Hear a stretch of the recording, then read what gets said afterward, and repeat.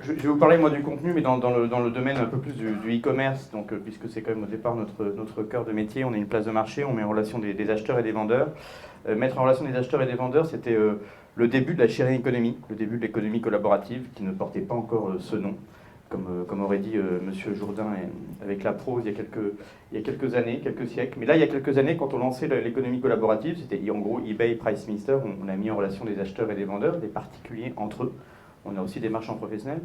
Mais il se trouve qu'à un moment donné, au fur et à mesure que le temps a passé, l'économie collaborative a connu un essor incroyable. Et là, voilà que renaît le Bluetooth. Et donc, un essor incroyable. Et donc, il y a eu le e-commerce, qui a été une grande vague, qui existe toujours aujourd'hui, mais qui est assez fortement quand même dominé par Amazon dans le monde entier. Puis les places de marché. Est-ce que vous connaissez aujourd'hui un seul grand site de e-commerce qui n'a pas ouvert sa place de marché? À mon avis, non. En tout cas, je pense que tout le monde a essayé de faire un peu comme Amazon ou comme PriceMeister, mais nous, on n'avait pas de site de e-commerce. Et la plupart des sites de e-commerce ont créé leur marketplace à côté de leur premier business. Donc on s'est retrouvé peu à peu, avec l'émergence de l'économie collaborative, l'émergence des marketplaces, la domination de quelques très grands acteurs, je parle d'Amazon, on a maintenant l'arrivée d'Alibaba aussi, dans un marché hyper concurrentiel. Et c'est dans ce cadre-là qu'il faut réfléchir, en tout cas pour nous et pour ce qui nous concerne, à notre stratégie de contenu. C'est dans un contexte de marché dur, difficile. Et donc, la raison pour laquelle je commence par ça, c'est pas pour dire qu'il fait froid dehors, que c'est compliqué, que c'est difficile, le marketing, etc. C'est en partie vrai, mais c'est vrai que les leads coûtent cher. Plus le marché est concurrentiel, plus les clics coûtent cher, plus le CPM coûte cher, plus tous les modèles économiques qui sont censés être ceux de nos fournisseurs de trafic, de nos apporteurs de leads, sont eux-mêmes évidemment des fournisseurs aussi de nos concurrents. Et donc, nous mettant en concurrence, ils nous font payer de plus en plus cher les leads. Et la réponse à laquelle, en tout cas, celle que j'aimerais apporter au marché, notamment à travers les contenus, il y a différents axes, mais les contenus sont centraux, c'est celui de l'engagement de notre communauté. On s'est rendu compte que la seule façon, probablement à terme, de survivre dans ce monde de brutes, c'est finalement d'avoir une relation directe avec notre communauté et de pouvoir l'engager au sens américain. Donc, on ne parle pas de l'engagement, c'est vrai qu'il y a toujours une ambiguïté sur ce terme-là. Engager sa communauté, donc c'est en gros la faire participer, au sens où on parle d'engagement rate. Et donc pour moi, dans mon prisme et dans mon regard, le contenu s'inscrit au service de l'engagement. Donc après, vous aurez des témoignages de Scoopit et peut-être que vous ne serez pas d'accord avec moi. Moi, quand je parle de contenu, je parle d'engagement. C'est ce qui m'intéresse et c'est la façon qui pourra ensuite nous permettre de générer des leads, en gros de faire venir de faire venir des internautes chez nous, de les intéresser à nos contenus, mais finalement au final à nos produits à travers nos contenus, puisqu'on est un site de e-commerce et qu'on ne gagne notre vie que si on finit par vendre quand même des produits. Et donc les contenus vont nous permettre de travailler notre réputation, de travailler notre expertise, de travailler l'animation de notre communauté. Et au final, ça s'inscrit dans une réflexion que j'appelle le collaboratif, mais au sens large. Pas seulement la chaîne économie, mais le fait d'engager sa communauté, ça veut dire en gros avoir la possibilité aussi de communication qui sont non commerciales, donc de type social. On a beaucoup parlé à une époque, vous savez, on faisait beaucoup le solomo, c'est-à-dire qu'il y a ce côté social, local, mobile, et maintenant ça existe. On a des dimensions locales grâce au GPS dans le téléphone mobile. On a une dimension sociale grâce aux réseaux sociaux, mais aussi à toutes les messageries d'applications, des applications de messagerie instantanée et également les messageries de chat. Donc par exemple, nous, on a implémenté la solution de chat qui s'appelle Outtank, qui a été créée par des anciens de PriceMeister sur nos pages. C'est une façon d'engager notre communauté, c'est-à-dire d'avoir de consommateur à consommateur des gens qui posent des questions, d'autres qui répondent, mais ils sont entre eux, ils ne répondent pas à des opérateurs de PriceMeister. Voilà, ça c'est plein de petits trucs auxquels j'essaierai de décrire un petit peu ce matin rapidement. Alors, la stratégie chez nous, c'est déjà de dire qu'on est avant tout une place de marché, donc aussi quand on génère et quand on veut réfléchir au contenu, on doit penser au fait qu'on n'est pas en train seulement de parler à des acheteurs, mais aussi à des vendeurs. Quand on est dans un site de e-commerce, c'est un peu original, mais aujourd'hui on se rend bien compte que toute la problématique d'une place de marché, et c'est vrai aussi sur un Blablacar ou sur un Airbnb, c'est il faut qu'on génère des leads pour avoir des acheteurs, mais il faut aussi qu'on génère des leads vendeurs, c'est-à-dire qu'il faut qu'on ait des vendeurs, donc de l'offre. Et le problématique d'une place de marché, c'est d'avoir un bon équilibre entre l'offre et la demande.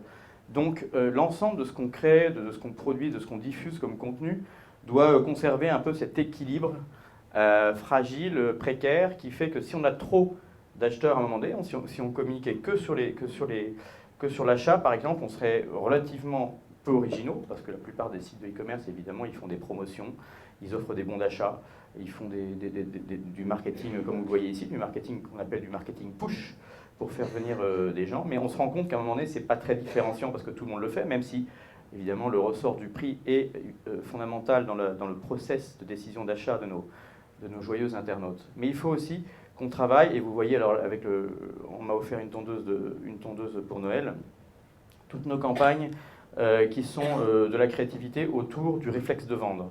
On a inventé un concept qui était de dire, il y a le pouvoir d'achat, c'est vrai que c'est bien, on peut parler du prix, c'est un petit peu plus ce qui est à droite de l'écran, et il y a aussi le pouvoir de vendre. On a inventé ce concept du pouvoir de vendre, qui aujourd'hui est largement diffusé dans le fait qu'on a redonné le pouvoir aux internautes, et tous nos contenus ont contribué à créer une forme de sociologie de l'Internet un peu différente, qui consistait à dire le consommateur, il est aussi producteur. Donc il est producteur de contenu. Et par exemple, quand il vient chez nous, c'est lui qui met une annonce, il écrit, il met une photo, il peut mettre des descriptifs, il peut rajouter de la vidéo, il peut faire plein de choses. Donc un vendeur chez nous, il est finalement membre de la communauté, il est coproducteur du contenu et il participe au-delà de la dimension purement marchande dans la relation qu'on peut avoir avec lui.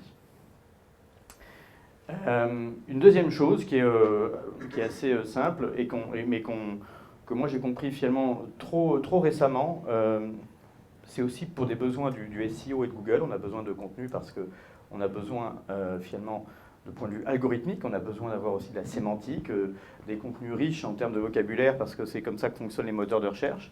On ne veut pas être dépendant de Google et en même temps on comprend qu'il y a une logique chez Google. On peut regarder tous les algorithmes de type où les nouvelles indexations, les nouvelles descriptions telles qu'elles sont décrites par les référents dans le domaine du SEO.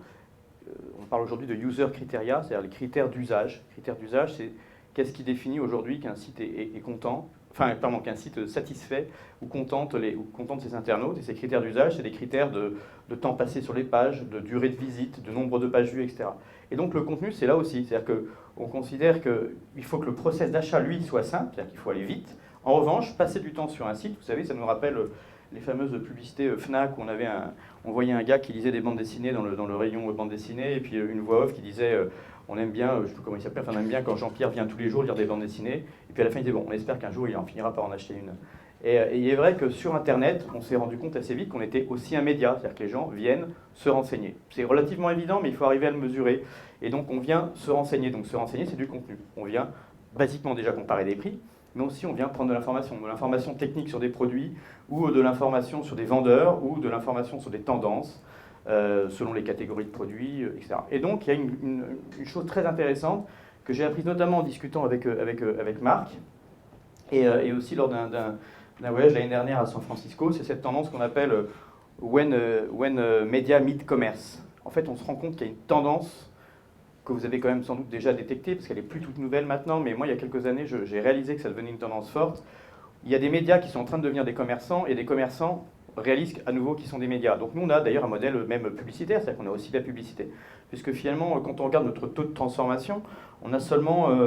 on parle aujourd'hui de lead generation, mais ce qui est intéressant, c'est que du coup, ça doit être associé à des indicateurs, à des KPI. Et un des KPI essentiels, c'est celui du taux de conversion.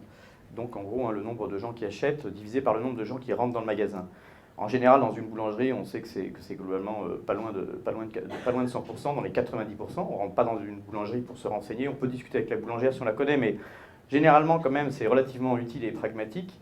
Quand on va en revanche dans un magasin Fnac, souvent c'est plutôt, dans un magasin en général ou grande distribution, c'est de l'ordre de 50%. Il y a des gens qui viennent, et puis il y en a en ordre de grandeur, ça peut être de 40 à 60%. Il y en a certains qui achètent et d'autres qui n'achètent pas tout de suite, mais qui sont venus se renseigner, qui vont réfléchir un petit peu. Et puis sur Internet, les taux de transformation sont inférieurs à 5%. Donc ça veut dire qu'on a 95% des gens qui viennent et qui font autre chose.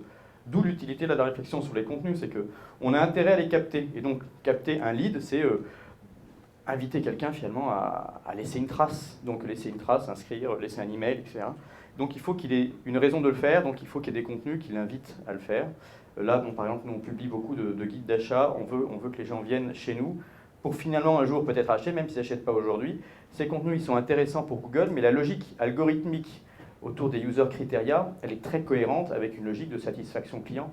C'est-à-dire qu'il n'est pas complètement absurde de penser que l'intelligence artificielle de Google finissent quand même peu à peu, on l'a vu avec le jeu de Go, par reproduire des mécanismes humains. Donc les mécanismes humains dans le commerce, bah, c'est des mécanismes de être dans une atmosphère confortable pour acheter, et comment est-ce qu'on peut la détecter par des comportements. Les comportements, ils sont dans les web analytics, et puis au-delà de ça, voilà, c'est plein de critères, et plus on va loin dans les datas, plus on peut, je pense, peu à peu, on n'en est pas encore là, mais on s'en rapproche, détecter qu'on a des contenus intéressants pour les acheteurs. Donc on crée quelque chose, un petit supplément d'âme, donc c'était l'idée de la publicité Fnac, un petit supplément d'âme qui invitera ensuite à acheter, à s'inscrire, etc. Donc par exemple, on publie des guides d'achat, choisir son appareil photoréflexe, choisir sa tondeuse à gazon, etc. Et évidemment, on doit trouver une tonalité, on doit trouver un vocabulaire, on doit en même temps l'inscrire quand même dans une démarche commerciale parce qu'on n'est pas seulement un média. Et quand je disais One Media Meet Commerce, ce qui est intéressant, c'est que ce contenu qui vient du commerce, vous savez qu'il y a aussi des médias qui créent ensuite qui créent aussi leur propre site de e-commerce, comme Tom Hardware aux États-Unis. Je pense que tu les connais bien aussi. C'est vrai qu'ils finissent par...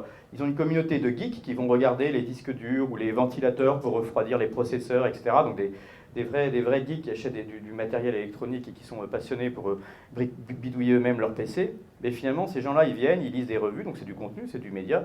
Et finalement, dans cette boîte, ils ont fini par ouvrir un entrepôt et vendre eux-mêmes un certain nombre d'accessoires, et puis ils sont devenus commerçants. Réciproquement, il y a des commerçants comme nous, et encore nous, on n'est qu'à l'ère glaciaire de ce qu'on pourrait faire. Je trouve qu'on ne va pas encore assez loin, mais créer ses propres contenus ou agréger des contenus, utiliser des technologies qui existent comme Scoopit ou faire travailler sa propre communauté pour écrire des contenus, tout ça, c'est encore que le début qui permet d'augmenter l'engagement. Et donc voilà, je pense que petit à petit, la frontière entre commerce et médias devient de plus en plus floue, et c'est plutôt pour le mieux quand on se place du point de vue de l'internaute. D'autres types de contenus, par exemple pour la journée des femmes, on avait fait un jeu pour dire quel type de femme vous étiez, et il est vrai que les contenus, ça joue aussi sur notre positionnement. Au départ, nous, on était plutôt dans les médias culturels, les produits culturels, les jeux vidéo, le hardware, donc un peu plutôt masculin. Et à un moment donné, par les contenus qu'on va proposer, on va ici, petit à petit aussi s'associer à d'autres types de cibles, d'autres types de populations. Par exemple, des populations plus féminines. On a aussi travaillé sur les populations plus âgées, par exemple, parce que voilà, tout le monde ne joue pas aux jeux vidéo, mais nous, on a maintenant diversifié largement notre offre, donc forcément, notre stratégie de contenu ne peut que s'adapter à notre stratégie commerciale. On l'a fait pour la fête des grands-mères, on l'a fait pour la journée de la femme. Donc, dans ce registre-là, on continue aussi d'utiliser... on travaille aussi avec Scoopit, mais pour travailler avec Scoopit, nous, notre intérêt aussi, c'est de travailler des populations plus de leaders d'opinion, comme on l'est aujourd'hui, enfin, pour les gens qui travaillent vraiment dans l'Internet. On a aussi besoin, pour rester toujours un peu, je dirais, en haut de la vague, nous, on a un risque, en fait, c'est vite d'être ringardisé, parce qu'on est le site hype du début des années 2000, si on veut. Donc, Price Minister, c'était créé en 2001, et il est vrai que si on veut travailler la population des VIP, la population des leaders d'opinion, etc., pour nous, en tout cas, c'est notre façon d'utiliser Scoopit, c'est de rester aussi trendsetter, de rester faiseur de tendance et d'agréger. Donc non pas là, ici, le grand public, mais plutôt de proposer de l'information, d'agréger des contenus, etc., qui vont nous continuer à entretenir le lien avec ceux qui font l'opinion, ceux qui font les tendances, notamment dans le domaine du numérique, du marketing et des sujets évidemment du e-commerce qui nous intéressent. Plus globalement, on utilise aussi des contenus qu'on produit nous-mêmes ou qu'on fait produire parfois par des instituts de sondage, donc sous forme d'infographie ou de vidéos, etc. Là, c'est des exemples. Par exemple, il y en a un là qui est sur on a revendiqué un petit peu l'invention du commerce en internaute, du C2C. On avait créé en 2001, mais comme on a commencé à mesurer cette tendance dès 2005, on a fait un récap 2005-2015 sur 10 ans de commerce en internaute, et on donne plein de chiffres hyper intéressants. Évidemment, ces chiffres et ce contenu, là, il a pour vocation d'être repris par des blogueurs qui s'y intéresseraient, par des internautes sur les réseaux sociaux, par des journalistes dans les presses écrites et audiovisuelles aussi, et online bien sûr. Donc on a aussi des thématiques qui alimentent notre positionnement, puisqu'on est tiers de confiance entre les acheteurs et les vendeurs, donc on a un de nos grands combats qui est la lutte anti-contrefaçon. Donc là, évidemment, pour crédibiliser notre positionnement, le contenu est hyper important, c'est qu'il faut être pédagogique. Pas seulement démontrer, enfin on peut rembourser la contrefaçon, avoir des actions concrètes, mais aussi l'illustrer et se positionner de manière presque un peu journalistique. Donc on analyse et on investigue qu'est-ce que c'est que la contrefaçon aujourd'hui, quels secteurs sont touchés, quelles marques sont touchées. Et donc ces contenus, du coup, ils sont intéressants, parce qu'ils sont intéressants, ils apportent de la matière qui est a priori pas disponible ailleurs, parce que nous, on peut aller la chercher dans nos propres bases, dans nos propres statistiques, et savoir voilà, quels marchands ou quelles boutiques on a fermées, quelles marques ont été les plus contrefaites, qui sont les victimes, quels sont les circuits économiques, etc.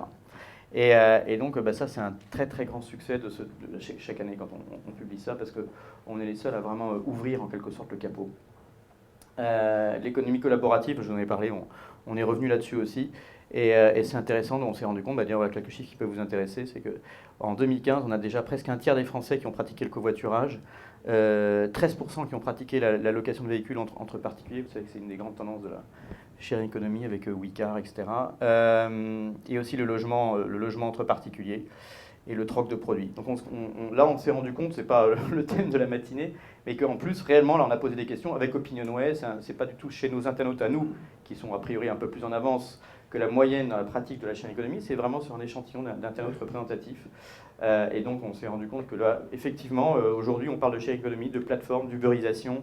Il y a des bras de fer avec le gouvernement, des gens qui veulent légiférer, etc. Et donc, on s'est dit, on va publier le vrai état des lieux. Et le vrai état des lieux, c'est que les Français se sont déjà appropriés l'économie collaborative et que le gouvernement devrait plutôt suivre le mouvement plutôt que d'essayer de le freiner.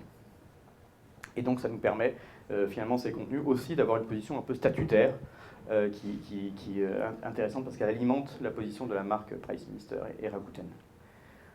On a aussi évidemment des thématiques qui sont plutôt par catégorie de produits. Alors là, on est assez bon là-dessus, notamment on est un très très gros vendeur de livres parce qu'on agrège la plupart des grands libraires français. Donc on est une sorte de concurrent d'Amazon, mais vraiment en mode 100% marketplace. Hein. On n'a pas de stock, pas d'entrepôt. Mais on a des très grands libraires, des Chapitres, Gilbert Joseph, De Citre dans le Rhône-Alpes, si vous connaissez, beaucoup de réseaux librairies qui vendent chez nous. Donc on est très compétitif. Et donc on a envie aussi, parce qu'on adore on adore le livre, on adore la lecture, et évidemment tous ces contenus-là en plus, et les gens qui lisent, ils sont beaucoup sur Internet. Donc on crée un match de la rentrée littéraire, et en fait on demande aux internautes et aux blogueurs de choisir eux les livres qu'ils auraient préférés, je dirais un peu en compétition avec les grands prix littéraires, et on le fait à chaque rentrée littéraire. On a les Goncourt, Renaudot, Femina, etc.